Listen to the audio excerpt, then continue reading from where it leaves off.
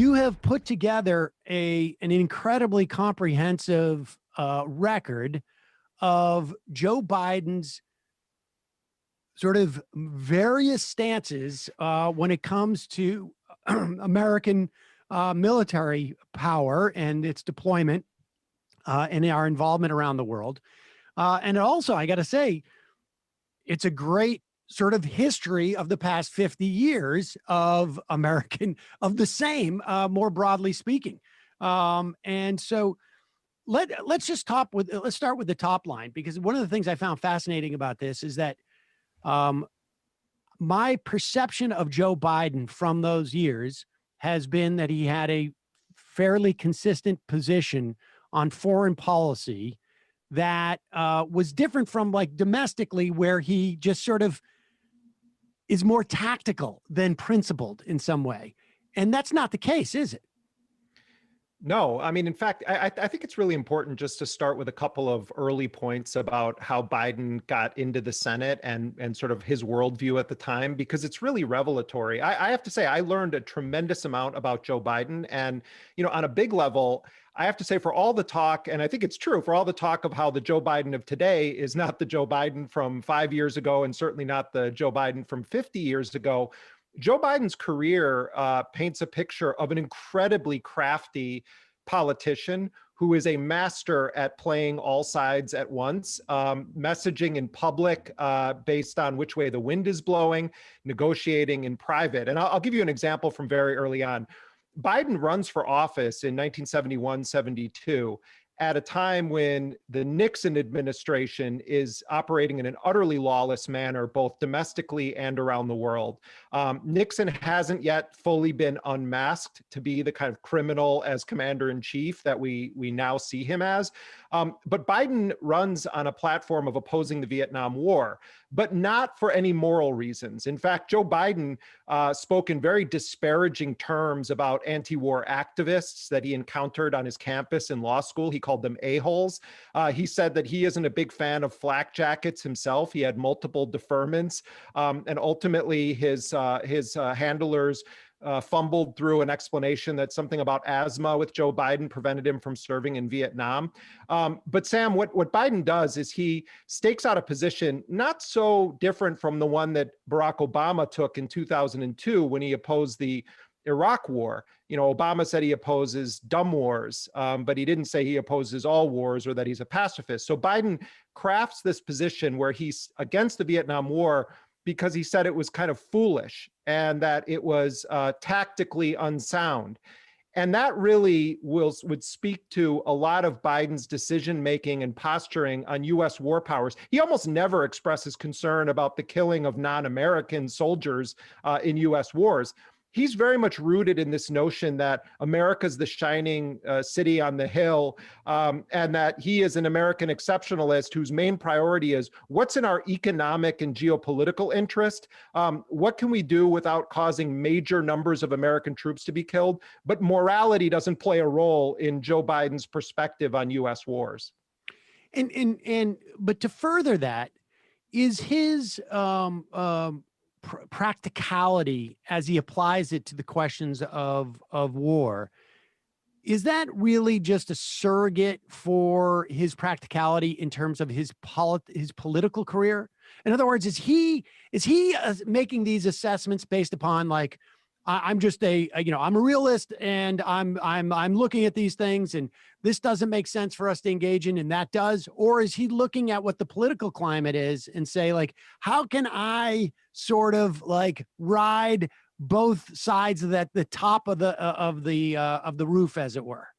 I think to an extent, Joe Biden's public posturing is about the political dimensions that you're outlining. I also think that he has long thought of himself as an imperial senator who plays a key behind the scenes role in projecting American power and trying to negotiate what he believes is the best deal for the empire. Let's just be blunt about it. But here's a really interesting strand of Joe Biden's history that extends to this minute and started in 1973.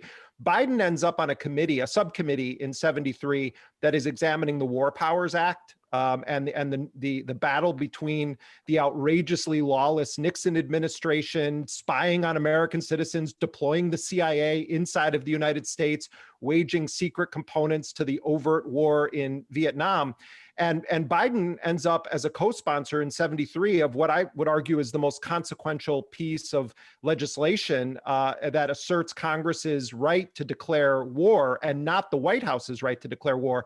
And so from 1973 to 1991, Joe Biden just rails against any attempts by the executive to violate the War Powers Act, although Biden himself supports numerous military actions by Reagan that are done in explicit violation of the War Powers Act. He supports the 1986 attempt to assassinate Muammar Gaddafi in Libya. He starts flirting with supporting the Contra death squads in Nicaragua if we put this restriction or that restriction on it. But the key moment to understand here, Sam, is in 1990, George H.W. Bush makes it clear that the United States is going to go to war against Iraq following the Iraqi invasion of Kuwait, which, by the way, and this is a parenthetical, the U.S. ambassador to Iraq at the time reportedly told Saddam Hussein that the U.S. didn't have a position on an Arab-Arab dispute. I mean, it's a footnote of history now, but it is an important fact to always remind people of, because a lot of people forget that that happened.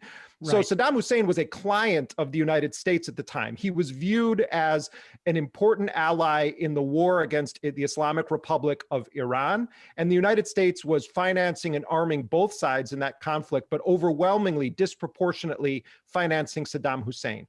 So George H.W. Bush, former CIA director, understands very well the geopolitics at play, and they decide that Saddam Hussein is now tantamount to Hitler, and that the United States needs a great, successful, easy war to kind of throw off the albatross around the neck that was the Vietnam War defeat. The United States was militarily defeated in Vietnam, and no one to this day wants to acknowledge that. So Biden go ahead. If I could just add a little more context here too, is that I think there was also an awareness of, from a domestic political sense, that there was a new generation. In fact, what Clinton ultimately, ran on was this, the post-Vietnam generation, as it were, the people who did not go into that war. And I think that was part of, at least from the political end of things, part of the motivation of George Herbert Walker Bush and his administration to get beyond that. They called it the Vietnam syndrome, I think it was.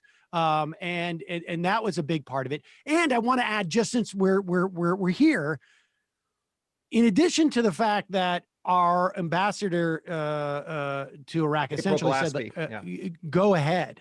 I mean, that's what the message was. Like, we don't have a problem here.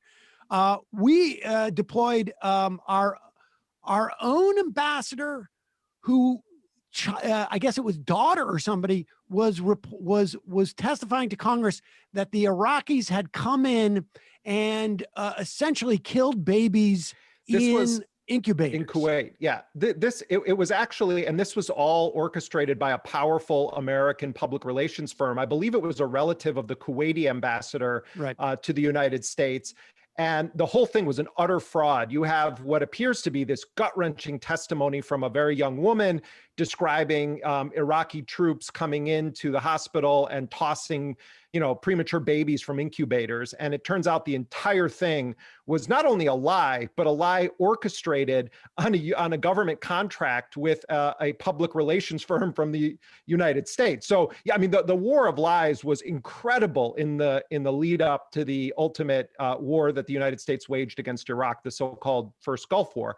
But Joe Biden, and I give him credit for this, because he staked out a position that was politically a tough one for him to stake out. He basically said, George H.W. Bush is acting like a monarchist, and he refuses to acknowledge any role for Congress in determining whether the American people should be dragged into a war. And he raises hell privately, publicly, on the floor of the Senate, demanding that the White House comply with the War Powers Resolution that Biden was a player in creating. And he gets so offended with the way that George H.W. Bush is talking about Congress that he ultimately says, I'm voting against this. And Biden does vote against it. And he takes a lot of hell for that. In fact, his political career could have been in real jeopardy as a result of that vote, particularly if it was at a different point in history. I mean, Biden was basically trying to craft a reputation for being a tough liberal in the U.S. Senate, a Democrat who was tough on foreign policy, but asked the right questions and would speak out when necessary. So he stands up against this war on grounds that the White House is acting like it's a monarchy, or that Bush is an emperor. And it's a political disaster for Joe Biden. The war was perceived to be a success. Now, I don't think that war was a success. You don't think that war was a success. It was the beginning of a mass slaughter campaign in Iraq that endures to this day. But Biden almost immediately realizes he's made a political mistake. And so he ends up voting in favor of a resolution to heap praise on George H.W. Bush and then Defense Secretary Dick Cheney. And you see almost overnight, Sam, Joe Biden become not just a hawk on Iraq, but one of the most hawkish people on Iraq in the United States Congress. And he supports Bill Clinton and George H.W. Bush imposing the most draconian regime of economic sanctions, the longest sustained bombing campaign since Vietnam that was waged under Bill Clinton. Biden pushes through the Iraq Liberation Act, which codified regime change as the official policy of the United States in the 1990s. This was before 9/11. Then 9/11 happens and Biden goes all in with the Bush people. He helps facilitate passage of the Patriot Act, claims it was inspired by his legislation in the 90s, that some parts of it are verbatim taken from his plans. And it's true. I mean, Biden's not lying about that. He was a very right-wing guy when it came to many civil liberties and crime questions, but he wanted credit for that.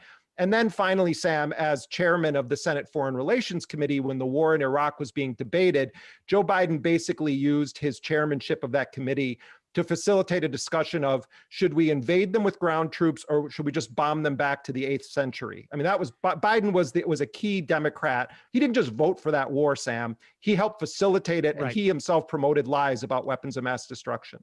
But then that initial impulse, I just didn't want to move past it, where he was essentially offended by the White House's posture towards Congress. I feel like informs a lot of his decision making, where he's obsessed with preserving the sanctity of the Senate and it as a governing body. And then I think that kind of is a great lens to look at